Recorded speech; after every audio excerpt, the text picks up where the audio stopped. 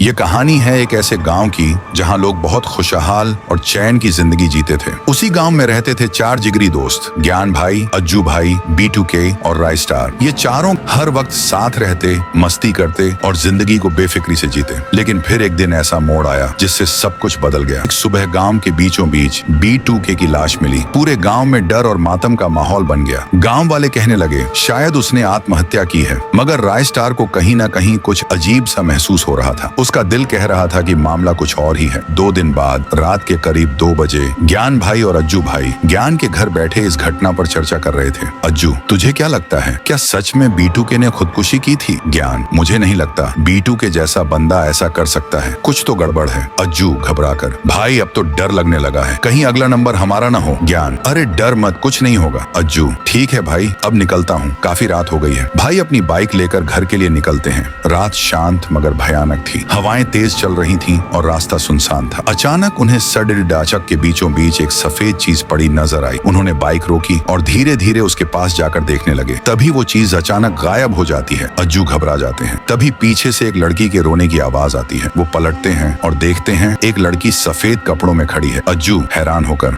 तू तो उस दिन मर गई थी ना लड़की, अब तुझे भी मेरे साथ चलना होगा। और तभी वह लड़की अपना भयानक असली रूप दिखाती है। अज्जू भाई की तेज चीख गूंजती है। अगली सुबह अज्जू भाई की लाश नदी के किनारे पाई जाती है। अब पूरे गांव में खौफ छा जाता है। ज्ञान भाई को रोते हुए पाता है। वो उसके पास जाता है और गंभीर आवाज में कहता है, ज्ञान, तू मुझसे कुछ छुपा रहा है, अब सच सच बता दे। ज्ञान आंखों में आंसू लिए, वो उस दिन की बात है जब हम पार्टी से लौट रहे थे। B2K ने बहुत पी रखी थी और वही गाड़ी चला रहा। अचानक एक लड़की सड़क पर आ गई और हमारी गाड़ी से टकराकर उसकी मौत हो गई। हम डर गए और उसकी लाश वहीं छोड़कर भाग गए। अब वो लड़की आत्मा बनकर लौट आई है और हमसे बदला ले रही है। अब अगला नंबर मेरा है, मुझे बचा ले भाई। उसी रात राय स्टार ज्ञान भाई को लेकर कब्रिस्तान जाता है। वे उस लड़की की कब्र के सामने खड़े होते हैं। मैं जानता हूँ तुम यहीं हो, अगर मेरी बात सुन सकती हो तो सामने आओ। अचानक तेज हवाएं चलने लगती हैं। फिर वो भूतनी सामने आती है। उसका चेहरा बेहद भयानक होता है। राय स्टार, जो हुआ वो गलत था, तुम्हारी जिंदगी छीनी गई, मगर बदला लेकर क्या तुम्हें चैन मिलेगा? आत्मा, तुम्हारे दोस्तों ने मेरी दुनिया तबाह कर दी, अब उसका हिसाब देना होगा। फिर वो जोर जोर से हंसने लगती है। जमीन कांपने लगती है, आसमान गरजता है और पूरा कब्रिस्तान